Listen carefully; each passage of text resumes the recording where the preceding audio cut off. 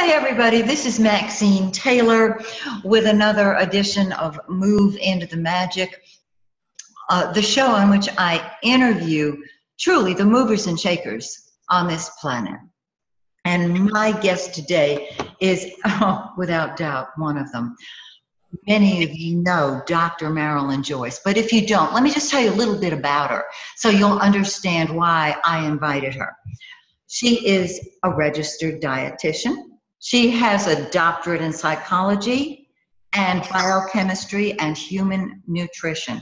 She has been inspiring people around the world as a motivational speaker and a coach. You may have seen her on Doctor to Doctor, Lisa, Montel Williams, Maury Povich, PBS, and Jenny Jones. Now, she's, of course, written some books that if you haven't gotten copies of them, you're going to want to. One of her bestsellers is called 5 Minutes to Health. Please, you got to get that one. And then her very exciting book, Instant Energy, 5 Keys to Unlimited Energy and Vitality. But that's not even why I invited her to be a guest today. She's got a new book out, and I'm going to tell you why I invited her. She is the former director of nutrition for the Cancer Treatment Centers of America. She is a 5-time cancer survivor and now a 27-year thriver. Her new book, Kick Cancer in the Can.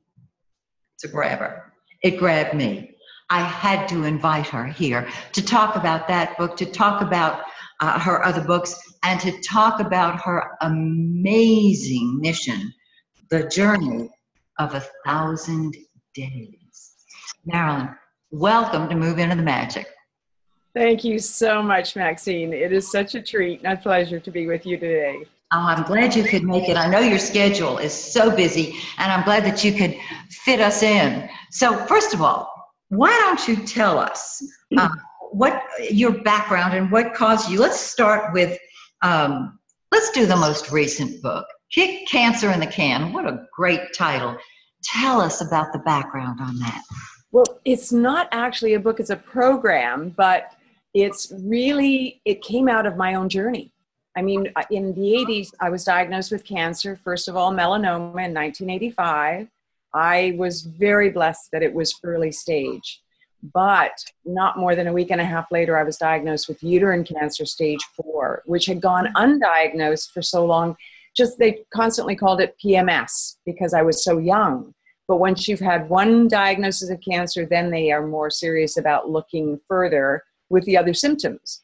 So uterine cancer does run or did run, I don't know what to say on that, in my family because I'm now the oldest person in my family. But at that time, 2 of my great aunts had been diagnosed with it and were gone within months. So it was like a death sentence. So I do feel blessed to be here now. But it was a long journey, even though it was a 5-year journey, and that's not as long as many cancer patients.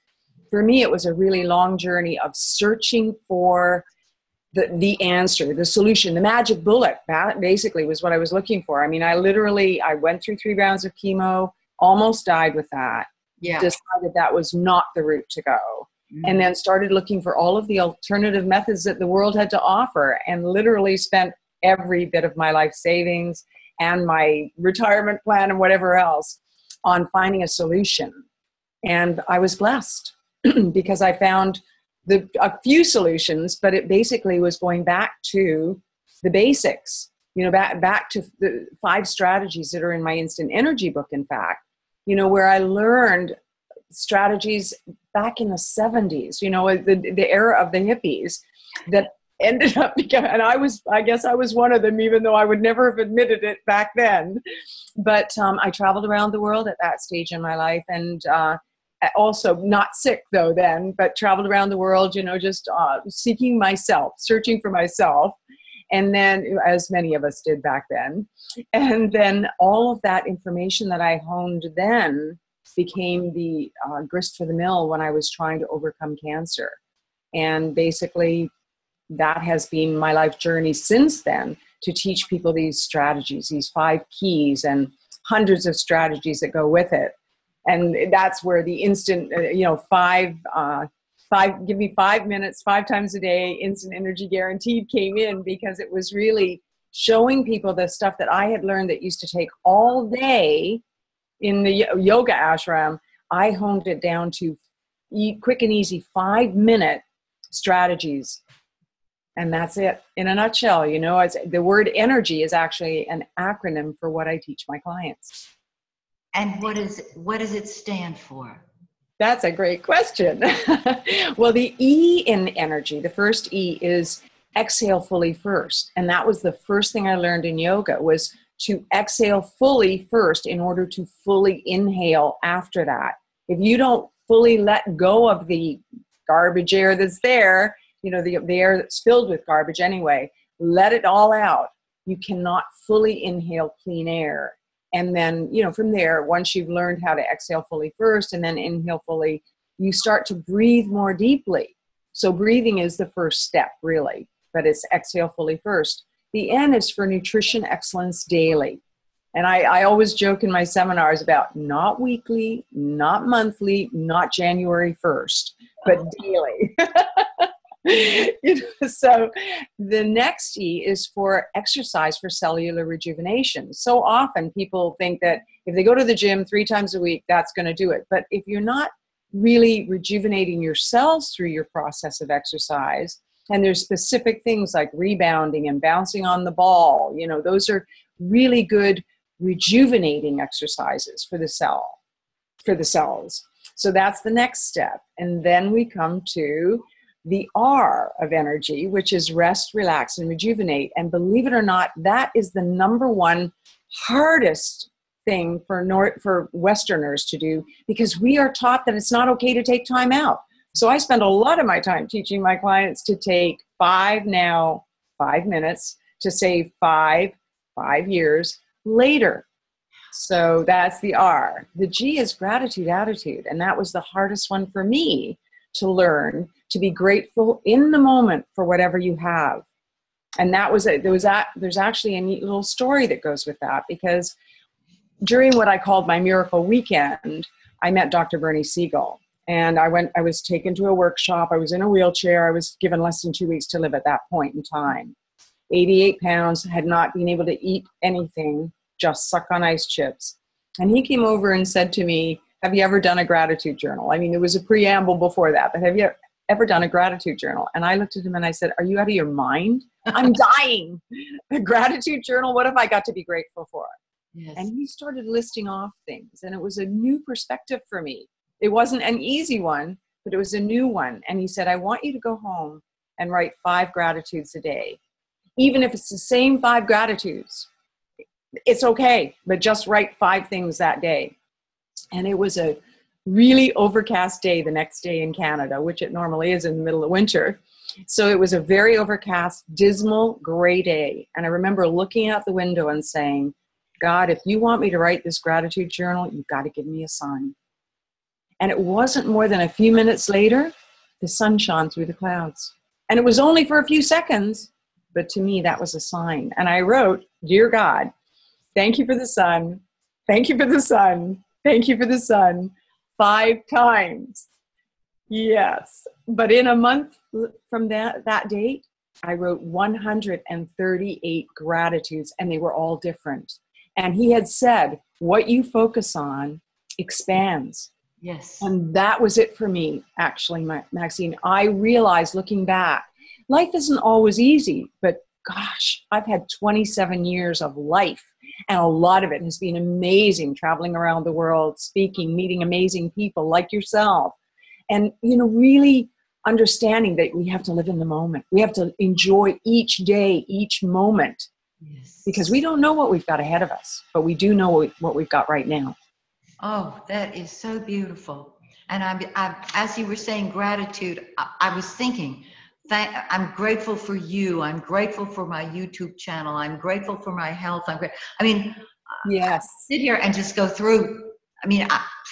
Yes, it's so good when you and when you're upset. It's very hard to be grateful. You Yes. always need somebody like a Bernie Siegel to come along and lift you up and say, pick up a pen, Yeah. piece of Start paper, writing. start with one. Yeah, start with one and get rid of those blocks on your shoulder instead of chips. You know, many times my patients, like myself, carry these big blocks on our shoulders instead of chips, and we have a hard job getting them off of there. But you know, as you and I talked about before, cancer is really unresolved emotional issues that have festered into what I call these tumors, and we need to release the emotional baggage. And that was a large part of the journey for me. That is what I do with my clients all the time. It's so freeing. And journaling, just writing down what the issues are, you can't deny them. And it's so much easier than to let them go when the divine is working through you, automatically writing down your blocks. Absolutely. Absolutely. Well, you know, you talk about the 5 minutes to energy, 5 minutes to health. It sounds to me that you have taken a very complex subject and simplified it and just made it easy to take small bites. Yes. Small steps make a big difference. You know, that's the thing that I've always believed. And I think it really is the job of most of us today to take those complex things, those things that humanity has made complex, and simplify them into nuggets that people can use. And let's face it, in this day and age, everybody wants those little nuggets. They don't want anything expansive. They won't even read a big book, which unfortunately my instant energy isn't. It's a big book in small chunks, but it's still a big book. Yes. Most people are looking for like bite size today. So. And is your book available? Are your books available on Amazon? They are available on Amazon, and they're also available at my website, drmarilynjoyce.com. So they're whichever way people find the easiest to go and get them, that's where they are. Yeah. Well, I have to tell everybody out there that when I saw the email about Marilyn, I was intrigued, and I knew that she had more to share than what she has already shared, which in and of itself is huge. It's life-changing. It's life-transforming. She makes herself available. There is a helpline you can call. Just go to her website. But she shared with me something that I am so excited to learn about. And this is called The Journey of 1,000 Days. Marilyn, you got to tell us how this started, what it is, and how we can be part of it. Thank you, Maxine. It's an amazing thing in our lives. You know, we go through our lives and we think this is the thing we have to do, or that's the thing we have to do. And a lot of times we end up doing things that other people have encouraged us to do or expected us to do. Yes. We do what we're expected to do, I think. Yes. A lot of times. And when you've gone through the cancer journey, people just expect that you're going to help people who have cancer to overcome it. And I love doing that. So it's not like it's something I don't want to do and I don't like doing. But there was always something deeper calling me. And I think it happened when I traveled around the world in the 60s and 70s as a hitchhiking hippie, where I had that taste of really connecting with people around the world and finding out what their stories were. But then you put it on hold, right? Yeah. You live your life, you raise kids, you do all that stuff. And then when I was diagnosed with cancer, I had the opportunity to go to the Soviet Union and go straight across the country interviewing people and asking them essentially what matters now. But we didn't call it that. We called it, what do you want to see in your lifetime? And it was the resounding word with everyone, whether they were 3 years old or 103, was peace in our lifetime. Yes. And, I've lived with that ever since then, since the 80s. And then one day, I had this urge, this calling as I was traveling around the world speaking in a whole different environment than when I was hitchhiking around the world as a hippie. And I would talk to people and hear their stories, their journeys. And then it was like I was brought to my own knees. I went through a series of tragedies in my own life over the last few years where I would wake up and go, God, what is this about? I mean, losing most of my inner circle has passed on suddenly through either freak accidents or an illness that was suddenly diagnosed, and then they were gone in a couple of weeks. And in my own family, personal tragedies. Out of all of that, I bought, lost my own home due to buying it at the peak of the market, and medical issues, not my own, but within my family, that cost a lot. And then I moved into this rental home where it was like a nightmare from day one.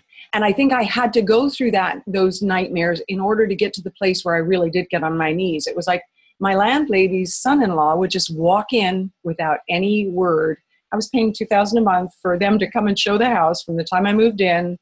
And out of that, your subconscious is working. And I had a week where I had a recurring nightmare where I was being axe murdered by my landlady's son-in-law. He would not do that, but that was the recurring nightmare I had. But it was interesting because the axe went right to my heart, right through my body, right from top to bottom to my heart, and no blood was shed. And I remember looking down and seeing this, cut right to my heart and no blood. And in the dream, I was screaming, apparently. My neighbors certainly came running. I was screaming at the top of my lungs because it felt like I was actually going through this nightmare in reality. And when I came out of the nightmare and my neighbors helped me calm down, a few hours later, I came downstairs and I looked at all of my beautiful things. Beautiful things. I mean, over the years that I collected. And after all of that, I kept hearing these words, you can't take it with you. You can't take it with you. And I had helped to clean up the messes of several friends who had died unexpectedly and had left a lot of beautiful things that no one wanted. Interesting, isn't it? Yeah. Nobody wants your stuff. You want your stuff. You love it. I love my stuff. And it was hard to imagine not having it, but I realized that my stuff owned me. I didn't own it. And there was this, so that was that first message. And I remember meditating and praying for 3 hours solid that night. And I said, God, you have to let me know what the next step is. I don't know what you want from me. I don't know what I want to do. I know that I'm not content, but I'm happy. I'm just not content. And I remember going to sleep that night and peacefully, for the first time in months, peacefully sleeping like a baby. And I woke up the next morning, and it's so insane when I say it, but it was actually what I saw were these words that were across the sky or the room or whatever, journey of 1,000 days. I'm like, okay, this is too much for me, God. And I remember that, kind of going through my day thinking, journey of 1,000 days, journey of 1,000 days. So I decided, okay, I'll go online and see if it's available. And Journey of 1,000 Days was not per se available, but GoDaddy had a new thing called .love, and they held that for me for a month because it wasn't like your typical $10 a month, $10 a year website. But anyway, Journey of 1,000 Days .love is what I put on hold and ended up getting because it spoke to me. Love, most people can't even find a .love account now, but that for some reason or other was meant to be. Yes. So anyway, a few days went by, and I'd shared with one of my dear friends who I also coach a lot about this experience. And she was one of those very lucky, blessed people who, after years of toil and turmoil, had got a great contract worth millions of dollars. And so here she was having a meltdown. And I remember saying to her, let's reframe your life. You've got a great relationship. You've got money. You never have to work again. You've got everything, basically. Beautiful home, you love your life, but you're having a meltdown. What matters now? And the minute I said that, she and I both stopped in our tracks, and she said, oh my God, that is the question. And it changed her life in that moment. And everyone I've asked that question of, everyone has a moment at which they have gone to hell, lived to tell, and ended up asking themselves, what matters now? what matters now? And when we come to that question, it's a defining moment. And it doesn't matter what race, creed, color, religion, philosophy you come from. We all ask ourselves that question at some point in time. And it just started to unfold. It was like, okay, what do I do with it? Well, Periscope, Blab, YouTube, we've got it all today in a way that we didn't have in 1970. Yes. I can go around the world and ask people this question and bring us together as one. Yes. Under that, with that whole concept of we are one and we all come from the same source and we all ask ourselves that same question, what matters now? And so it just unfolded. And so I started giving away and selling and whatever, donating everything I own. And I'm still going through the process. It's slower than I thought it was going to be. But during that journey of moving everything into storage units and selling or giving away my things, I have met some of the most remarkable people with a story. And that's how the following began. We created a Facebook page that, it isn't a large following yet, but it's growing every day. People are joining the page. It's just Journey of 1,000 Days on Facebook. But it was one of those things where I realized that this is really, this makes my soul sing and dance, meeting people who have a story that's life-changing. The thought that just came to me, Marilyn, obviously you have a book there, perhaps a movie. And as you were telling your story, I thought, gosh, I wonder what types of responses she got, because everybody is going to be interested in that. Was there I don't want you to, give the whole plot away, but was there a recurring theme? What was it that inspired you? How did these people inspire you and impassion you even further? Well, it was interesting because at the storage units, how many of us ever really get to know the managers of a storage unit, right? Right. And you go there, you put your stuff in, you get rid of it, whatever you do, maybe it sits there for a few years, which is a ridiculous waste of money, but we do it. I've done it before myself. But what happened was when I was going back and forth every day, I started to get to know the couple who were the managers. And we developed an amazing friendship. And I remember I'd go in the morning and they had coffee there, and I do like my coffee. So I would have a cup of coffee with them and have my conversation with them before I went out and endured the cold weather in the winter and the hot weather in the summer. And I remember Angela saying to me, you know what, Marilyn, your journey began the day that you moved your stuff in here. And because I would go in and tell them, I met this amazing woman. It started off as a hate thing because she never showed up. And then all of a sudden she renegotiated and showed up, and we ended up having a great relationship, and this happened over and over. I would be upset with someone because they had me standing in the cold or the heat. And then when they did show up, they would have a good reason for it. And I started to learn more patience, more what really matters now. And it would be that very moment. Nothing else mattered. I would have conversations with these people for 3 and 4 hours while I waited for someone else to come and look at something else.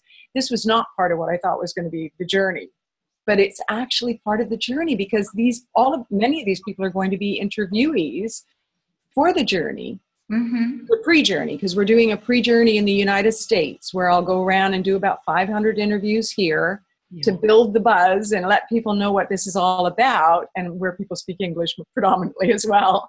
And then move on from there to Canada and the UK and Europe. And we do plan to go into the Middle Eastern countries, despite the fact that it's, there might be danger there. I feel the calling to go there, and all through Africa, Asia, and we've already got things set up with, I actually reconnected with my fiance from 1975. So I never expected that, but that's another story that will be shared at some point. But I reconnected with him. He's in Malaysia, and everything's coming together for that part of the world. So it's like it's meant to be. I've never had anything that things just started to fall into place so easily, except when I left in 1970 to travel around the world. So, you know, I want to invite you to tap in with my audience, wherever absolutely. you are in the world, because to me that we are one, and the way to create peace is friend to friend. Yes. If you make a friend, you're not going to bomb their city. That's You're right. going to love them and nurture them and care about them. And that's what you're doing. You're seeing the thread that runs through all of us. We are truly the same. We really are. And I wanted to share something, Maxine, that was also, where I got Journey of the 1,000days.love. When I looked for What Matters Now, I got whatmattersnow.global. It had just come open at that moment. And that's the global question, what matters now? Isn't that amazing? Yes, it is. And it really speaks to me because I tell all my friends, I'm interested in a global community, Yes. global community and beyond. I mean, I'm an astrologer and Yes. naturally, I'm definitely interested in the cosmos. So, darling friend, thank you so much for being my guest today. I look forward to more visits with you, as I know our audience will. So until then, I always say, may the stars shine brightly on you and yours. And to everybody out there, remember that when you change the way you look at things, the things you look at change. Talk to you next time.